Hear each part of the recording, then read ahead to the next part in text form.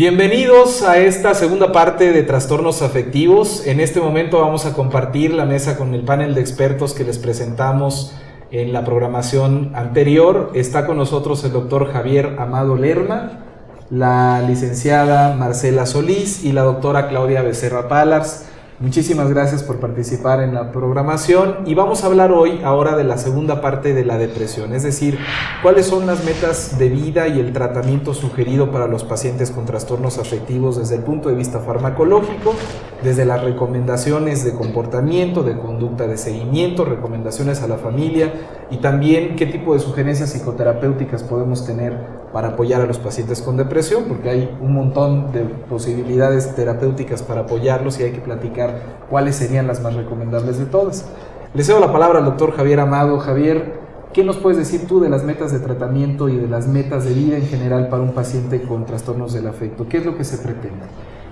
Bueno, yo empezaría por hablar que la depresión como tal no es nada más una depresión, es decir, no solamente es una enfermedad que requiere un tratamiento farmacológico, sino que va a intervenir el principal protagonista, que es el paciente, y todo el ambiente alrededor del mismo, ya sean los factores que lo generaron, los factores que lo pueden proteger y de qué forma podemos abordar el tratamiento de forma individualizada en este paciente.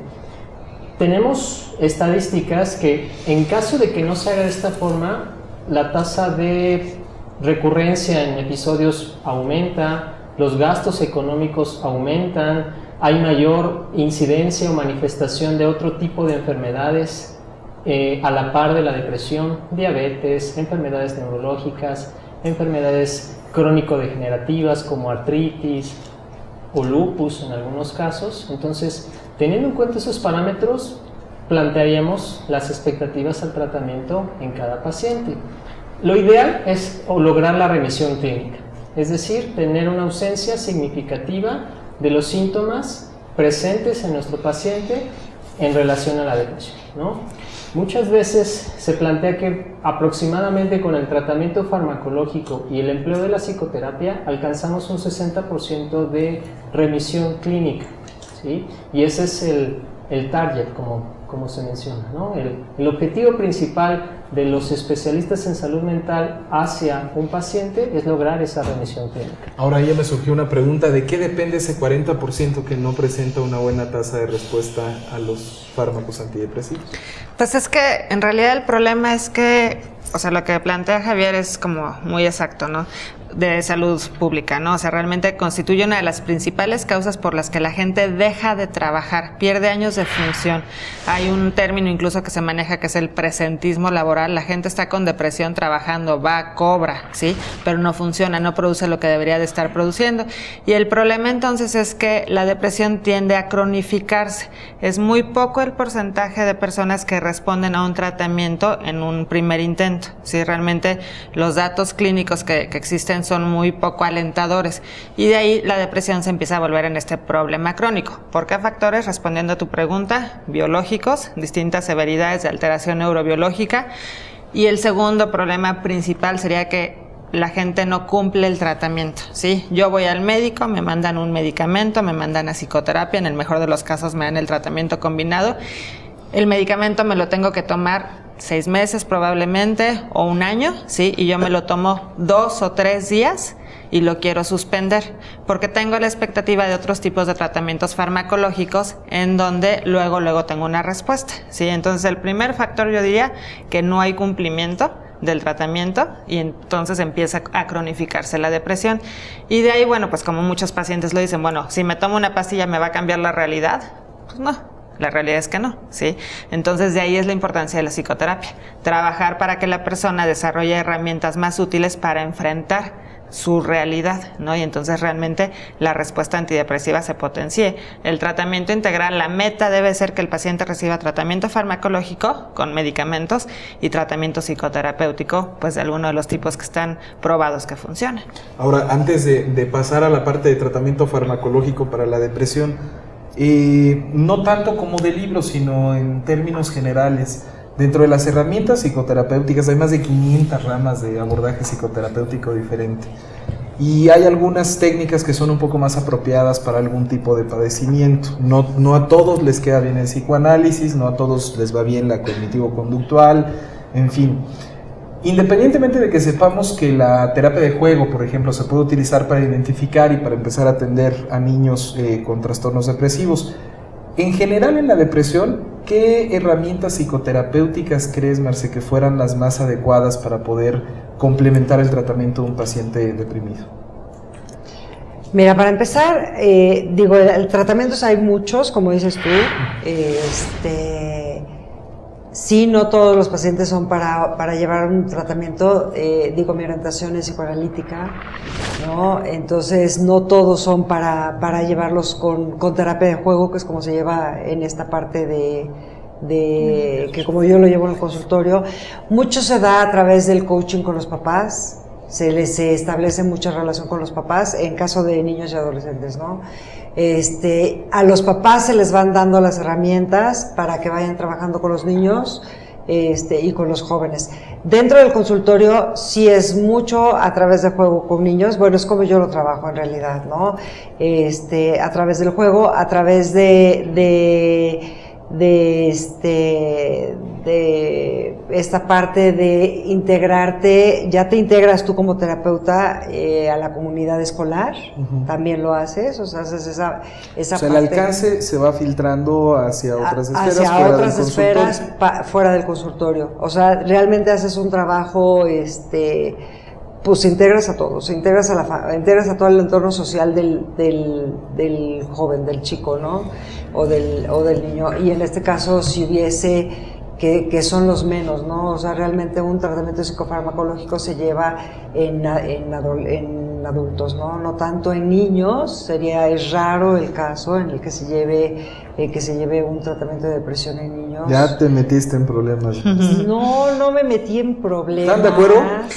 Yo creo que lo que ella está diciendo es lo que sucede en la vida real. O sea, los papás no van a querer que sus hijos tomen medicamentos. No quiere decir que no los merezcan o que no los necesiten, pero los papás no van a querer que los niños tomen medicamentos, mucho menos llevarlos al psiquiatra. Entonces tiene toda la razón en ese sentido. Okay. No que no los necesiten, insisto.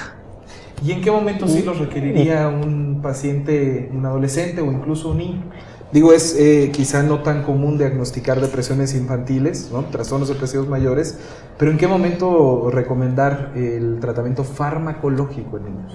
Incluso yo agregaría ahí, y más si el papá o la mamá sabe que va a usar un medicamento por mucho tiempo, que quizás sea necesario aumentar la dosis, que quizás si hay síntomas que causan mucho malestar y que hay que agregar otro fármaco, aunque sí sean en gotitas, hay una resistencia al empleo del medicamento.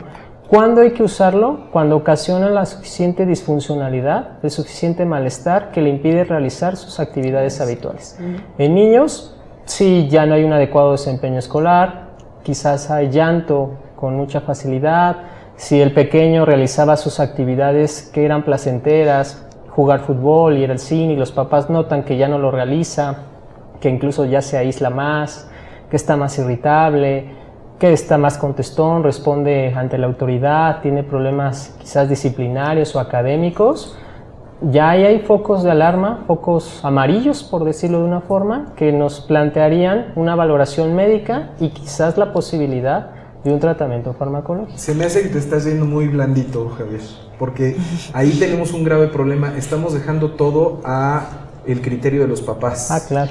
Y si los papás entonces tienen un criterio muy laxo respecto a la depresión, pues el pobre niño no va a ir a atenderse hasta que de plano ya esté muy mal. Pero la realidad es que son los papás los que van a decidir, tú tampoco lo puedes medicar en contra de la voluntad de los papás. Digo, sí creo que hay que tomar en cuenta que puede haber depresiones graves, o sea, hay un índice incrementado de suicidio en adolescentes, ¿no? Eso es un problema actual, ¿no? Entonces, sí habría que atender. No quiere decir que todos los adolescentes que se suicidan estaban deprimidos, pero es altamente probable, ¿no? Entonces, como mencionaba Javier, bueno, si los síntomas clínicos están presentes y se cumplen criterios para una depresión, tendría que recibir fármaco, además de la intervención psicoterapéutica integral, tanto para el niño, el adolescente y el adulto. Si no incluyes a la familia, si no incluyes al esposo, si no incluyes a la mamá, el paciente va a abandonar el tratamiento y va a recaer. Claro que sí, y a mí me gustaría aprovechar esta cápsula en particular, porque de eso se trata, de que hagamos difusión de información relacionada a los trastornos mentales, a los trastornos emocionales y a sus tratamientos. Bueno, una de las partes que yo creo que nos corresponde aclarar en este tema en específico es justamente el quitarle la etiqueta de terribles a los tratamientos antidepresivos, porque en la actualidad hay tratamientos que nos disminuyen de manera muy importante las tasas de suicidio, por ejemplo, en los adolescentes y en los niños, adolescentes y adultos que están maltratados o que no están tratados adecuadamente. Nos hacen también tener una mejor posibilidad de reinserción a las actividades académicas, laborales, domésticas, sociales, etcétera, y que creo que parten de la recomendación de que si todos los medicamentos tienen efectos secundarios, el hecho de que podamos utilizar los efectos secundarios a favor quizás del paciente nos dan una clave para conseguir buenas tasas de aceptabilidad de parte del paciente. Un paciente que no puede dormir y que yo le diera un medicamento que le va a quitar todavía más el sueño, pues evidentemente va a tener una alta posibilidad de abandono del tratamiento. Un paciente que no está teniendo un buen apetito a consecuencia de la depresión, bueno, pues si yo le doy un medicamento que le dé menos apetito todavía, tampoco le voy a dar buenos resultados. Pero el hecho de que combinemos los tratamientos farmacológicos para utilizar a su favor los efectos secundarios, creo que nos podría dar buenas tasas de aceptabilidad, y aún así estamos hablando del 60% de posibilidades de que el tratamiento resuelva el problema, ¿no? Ahora, en un paciente que ya está bajo tratamiento farmacológico, ¿qué es lo que se espera para poder reinsertarlo a sus actividades? ¿Qué es lo que esperamos a lo largo de la vida de ese paciente? Porque sabemos que hay un dato de que con el paso del tiempo, después de presentar un episodio depresivo, hay más posibilidades de presentar un segundo episodio depresivo y un tercero y un cuarto y así sucesivamente. ¿Qué es lo que esperamos recomendarle al paciente que tiene un trastorno depresivo que ya está bajo tratamiento? Aquí quizás ampliando también un poquito el tema, aunque haya muchos antidepresivos, cada depresión en cada paciente es diferente, y entonces es ahí donde se usa la forma en que actúa el antidepresivo en el cuerpo, en el paciente en turno. Vigilancia necesitaría, ¿sí? Una vigilancia constante por parte de su médico, por parte de su psicoterapeuta. Mencionabas, si hay remisión de la ideación suicida, sí, pero muchas veces en la depresión se mejoran algunos síntomas antes incluso de las distorsiones cognitivas o de las alteraciones en el pensamiento en la depresión. Entonces hay pacientes que quizás mejoró ya la energía, mejoró el ímpetu, pero esa ideación suicida sigue presente. Pues si estaba un poquito decaído y ahora con la energía suficiente y el pensamiento ahí presente, pues irónicamente puede aumentar el riesgo de suicidio. Entonces requiere vigilancia. Ahora, como el efecto antidepresivo es a largo plazo, a mediano y largo plazo, exponerle al paciente que con el empleo del antidepresivo va a haber una mejoría gradual de los síntomas y que una adecuada respuesta al tratamiento, una adecuada respuesta terapéutica, la vamos a valorar a las 2 semanas de tratamiento. Es ahí donde, bueno, no vamos a esperar 2 semanas a que el paciente se sienta mejor. Empleamos quizás otras medidas psicoterapéuticas, medidas farmacológicas, ya sea para el sueño, para el apetito, para la energía, para la atención, y llegando a esas 2 semanas, valoramos si es necesario un ajuste al tratamiento, si el paciente toleró esa dosis, toleró el fármaco, y en dado caso realizar ajustes necesarios, ya sea de una dosis mayor, una dosis máxima tolerada para el paciente, un cambio farmacológico o incluso estrategias de potenciación farmacológica, es decir, agregar quizás algún otro ente farmacológico que pudiera apoyar al paciente en la remisión de su sintomatología. De ahí el tiempo promedio para valorar una remisión del episodio depresivo en turno es un tiempo promedio de 6 meses. Ok. Ahora, algo que no ha salido a la plática y que creo que es muy importante es hablar de la red de apoyo del tratamiento, ¿no? ¿Cómo planteamos, por ejemplo, el hecho de que los pacientes que llegan con un trastorno del afecto sean en parte consecuencia también de una serie de situaciones familiares que estén afectando el entorno del paciente, y que si nosotros únicamente atendemos la parte farmacológica y lo regresamos al mismo ambiente patológico en el que se ha desarrollado su depresión, tenemos una alta probabilidad de recaída, ¿sí? ¿Qué pasa con la prevención de recaídas? ¿Qué hacemos con la prevención de recaídas para el paciente con depresión? Yo creo que respecto al primer punto que tocabas de la familia y de cambiar el ambiente, sí es indispensable tener en cuenta que a veces la propia familia está más enferma que el paciente, ¿no? A veces el paciente, digamos, es el que presenta la sintomatología, pero a la hora que estamos interviniendo vemos que la familia está terriblemente enferma. Entonces, parte de los planteamientos serían, bueno, si queremos evitar una recaída, tenemos que trabajar a nivel de intervenciones psicosociales, las denominaría yo, que pueden ser distintos tipos de psicoterapia, ¿no? Hay psicoterapia que ha probado tener eficacia y efectividad para el tratamiento de la depresión, como la cognitivo-conductual que mencionabas. Si estamos haciendo trabajo con el fármaco y logramos que el paciente se tome de una forma regular por lo menos 6 meses el tratamiento, y además empezamos con la intervención psicosocial tempranamente, entonces vamos a lograr que el paciente tenga un mejor funcionamiento. El primer paso sería quitar los síntomas graves, lo que ya mencionaba Javier, disminuir el riesgo suicida. Los pacientes con depresión se suicidan, es una realidad, no es una manipulación. Cuando un paciente manifiesta ideas de suicidio o se corta las muñecas o hace alguna cosa así, el paciente está en un riesgo real, más allá de otra cosa. Entonces lo primero son quitar los síntomas graves, ¿no? Las consecuencias graves. De ahí lograr que el paciente se mantenga en tratamiento, evaluando principalmente cuál es su sentir y cuáles son sus creencias respecto al fármaco, ¿sí? Eso nos va a poder llevar a lograr que el paciente se mantenga los 6 meses, el año o hasta 2 años, dependiendo del tipo de depresión que tenga el paciente, con el medicamento y esté trabajando en la psicoterapia. Si tú logras esta combinación de hacer cambios en su estilo de vida, independientemente de lo sana o enferma que esté la familia, y apego al tratamiento, vas a tener mucho menos riesgo de recurrencia o de recaída de la depresión. Entonces sí tiene que ser, en el ideal, la combinación: intervención psicoterapéutica, psicosocial, más el fármaco. Claro. ¿Y qué se hace entonces ahí? Yo creo que para referir a los pacientes sí necesitamos tener un poquito el objetivo de identificar síntomas en los más allegados a un paciente. Cuando se identifican pacientes, Marce, ahí en la consulta, que tengan pacientes adolescentes o niños, que identificamos puntos ahí rojos, focos rojos en los hermanos, en los papás, ¿tú los refieres? Sí, por supuesto. ¿Y aceptas los tratamientos farmacológicos como parte del abordaje de tus pacientes? No, claro que sí, no, por supuesto, y los recomiendo, los recomiendo, los acepto y los recomiendo. Hay casos en los que yo estoy totalmente de acuerdo con la doctora. Hay muchos casos en los que las depresiones, una depresión profunda, no la vas a sacar con una psicoterapia solamente. O sea, tienes que referir, tienes que buscar ayuda y tiene que ser un trabajo en conjunto, ¿no?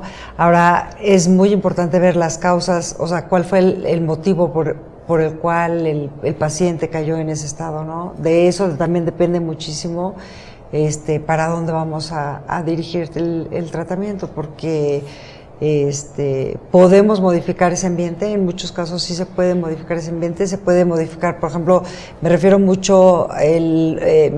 yo mucho al ambiente escolar, porque es la parte de los niños, pero todo este famoso tema del bullying, ¿no?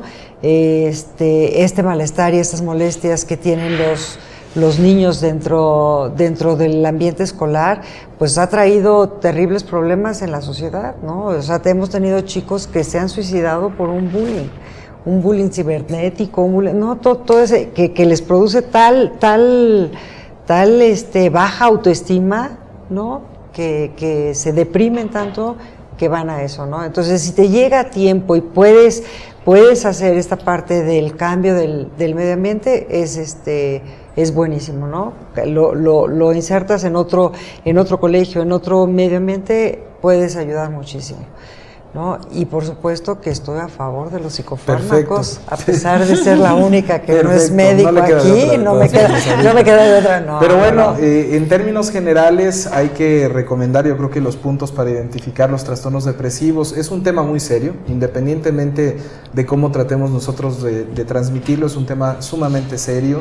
Afecta a, ya les comentaba yo la cápsula pasada, casi 350 millones de personas alrededor del mundo.